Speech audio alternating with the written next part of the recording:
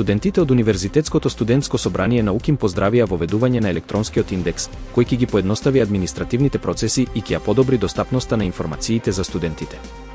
На оваа иницијатива се основа значајна измена во правилникот за содржината и формата на дипломата, како и на другите јавни исправи, која беше објавена во службен весник.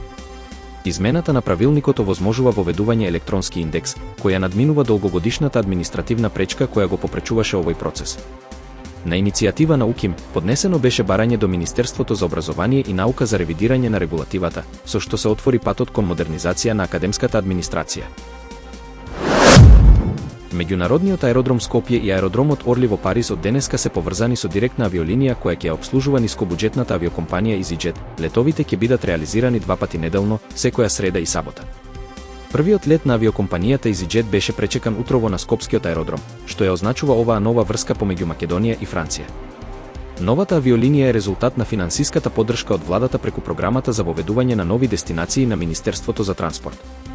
Оваа врска ќе овозможи не само директен лет до Париз, туку и поврзаност со над 160 други аеродроми во 35 земји, што ќе им обезбеди на македонските патници повеќе можности за патување.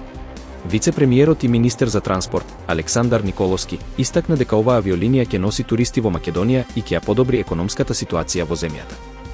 Линијата ќе биде активна до 31 декември 2027 година со однапред утврдени редови на летање.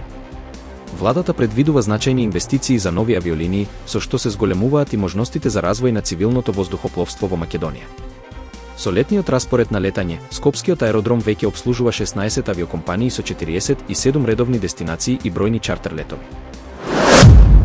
Европската комисија ги казни 15 автомобилски компании и нивната трговска асоциација ACS со вкупно 458 милиони евра поради нивно учество во картел за рециклирање на возила.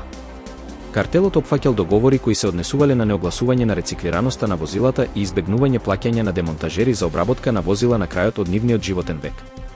Меѓу најтешко казнетите компании се Volkswagen, кој доби 120,69 милиони евра, и Renault Nissan со казна од 81,46 милиони евра.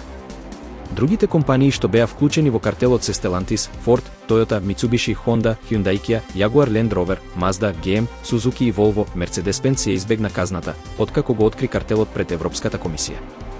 Европската комисија посочи дека ваквите пракси ги ограничувале иновациите во автомобилската индустрија и ја скриле вистинската еколошка вредност на возилата. Сите компании признале вина, што резултирало со 10% намалување на казните.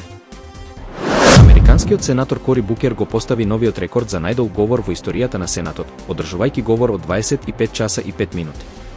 Овој маратонски говор беше протест против политиките на поранешниот председател Доналд Трамп, вклучувајќи ги неговите ставови за имиграцијата и социјалната помош. Букер ги критикуваше политиките на Трамп и ги истакна загриженоста за демократијата и правата на помалите групи во САД. Неговиот говор привлече големо внимание и беше проследен со поддршка од колегите и граѓаните на социјалните мрежи. Говорот на Букер беше значајна политичка порака која истакна поделбата во американската политика и ја прикажа важноста на дебатата во Сенатот за важни општествени прашања. Маја Тушевска доби признание како најпосветена читателка во библиотеката Браќа Миладиновци во Скопје. Таа успеала да прочита рекорден број книги во текот на изминатата година, што ја издвојува како вистински љубител на литературата. Според библиотекарите, Тушевска редовно позајмува и враќа книги, при што ги опфаќа различните книжевни жанрови, од класици до современи наслови. Нејзината страст кон читањето е инспирација за многумина, особено за младите генерации. Доделувањето на ова признание има за цел да ја промовира културата на читање и да ги поттикне граѓаните кон почесто користење на библиотеките. Според официјалните податоци, бројот на читатели во последните години е во пораст. Тушевска изјави дека читањето е нејзина најголема страст и дека е среќна што библиотеките нудат богат избор на книги. Таа ги охрабри сите љубители на литературата да најдат време за читање и да уживаат во магијата на пишаниот збор.